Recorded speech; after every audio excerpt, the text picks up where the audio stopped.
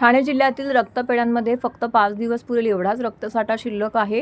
ही गंभीर बाब कळताच ठाण्यातील रक्ताच्या तुटवड्यावरती इलाज करण्यासाठी मनसेच्या वतीने भव्य रक्तदान शिबिराचं आयोजन करून रक्तदानाचा महाकुंभ मेळा भरवला गेला. या शिबिरामध्ये तब्बल 465 बाटल्या रक्त संकलन करण्यात आले. मनसे ठाणे पालिकेचे कळवा रुग्णालय तसेच सिव्हिल हॉस्पिटलच्या माध्यमातून या शिबिराचं आयोजन करण्यात आलं होतं. ठाणे जिल्ह्यातील गेल्या काही दिवसांपासून रुग्णांना लागणाऱ्या रक्ताचा तुटवडा भासू लागला होता. त्यामुळे आरोग्य यंत्रणेवरती कमालीचा ताण पडत होता. दरम्यान मुबलक रक्तसाठा उपलब्ध नसल्याने रुग्णांना लागणाऱ्या रक्तासाठी नातेवाईकांना इतरत्र धावाधाव करावी लागत होती.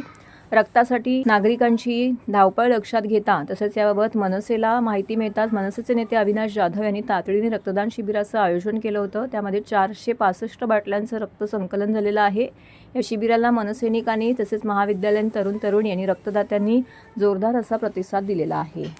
ठाण्यातील 2-3 दिवसापूर्वी ठाण्यातल्या सर्व न्यूजपेपरमध्ये एक बातमी आली होती की ठाण्यामध्ये 4-5 दिवस पुरेल एवढंच रक्तसाठा आहे. सो एक ठाणेकर म्हणून, एक जागरूक ठाणेकर म्हणून आमची एक जबाबदारी होती. म्हणून आज आम्ही ठाण्यामध्ये लगेच ताबडतोब रक्तदान शिबिर आयोजित केलं होतं. सकाळपासून जवळजवळ 500 रक्ताच्या बाटल्या ह्या ठाणेकरांनी जमा केलेल्या आहेत आणि अजून जवळजवळ 3-3.5 तास हा कार्यक्रम सुरू राहील. सो आमचा अंदाज आहे 1000 रक्ताच्या ठाणेकरांच्या सेवेत. मी अजूनही सांगतो की ठाण्यात रक्ताचा साठा कमी आहे. तर पक्षभेद बाजूला ठेवून सर्व पक्षांनी रक्तदानाचा कार्यक्रम आयोजित केला गेला पाहिजे आणि ठाण्याला रक्ताचा तुटवडा कधी भासू नये अशी वेळ आणली पाहिजे असं मला वाटतंय. मला वाटतं की हे तर अतिशय वाईट आहे. कारण तुम्ही पर्सनल लाईफमध्ये पण आता इंटरफेअर करायला लागलेले आहेत.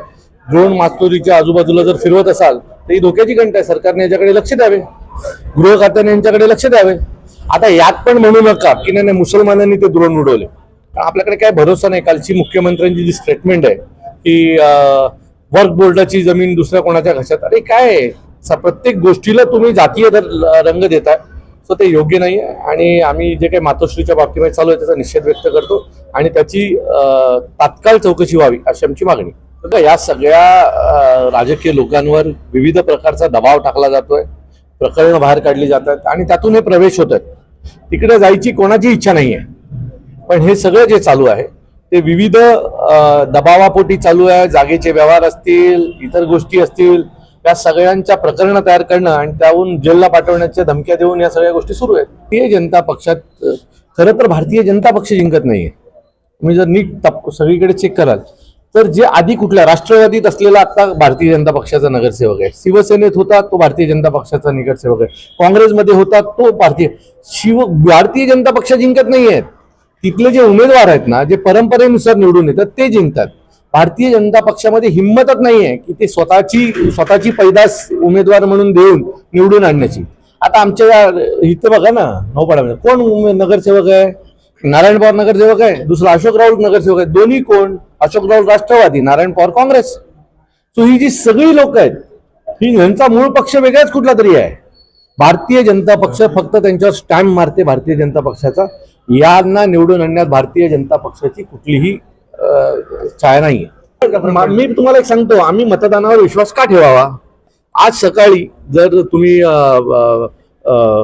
एक व्हिडिओ आलाय आणि त्या व्हिडिओमध्ये कचरा पेटीत व्हीव्हीपॅट पडलेत आणि जर कचरा पेटीमध्ये जर व्हीव्हीपॅटच्या स्लिप पडल्या असतील तर कुठल्या निवडणुका आणि कोण जिंकून येणार याचा अर्थ बिहार निवडणुकीचा रिझल्ट लागलाय आणि तो भारतीय जनता पक्षांच्या फेवरला जाणार. कारण जर व्हीव्हीपॅटच गायब आहेत तर काय कोणावर भरोसा ठेवणार आम्ही?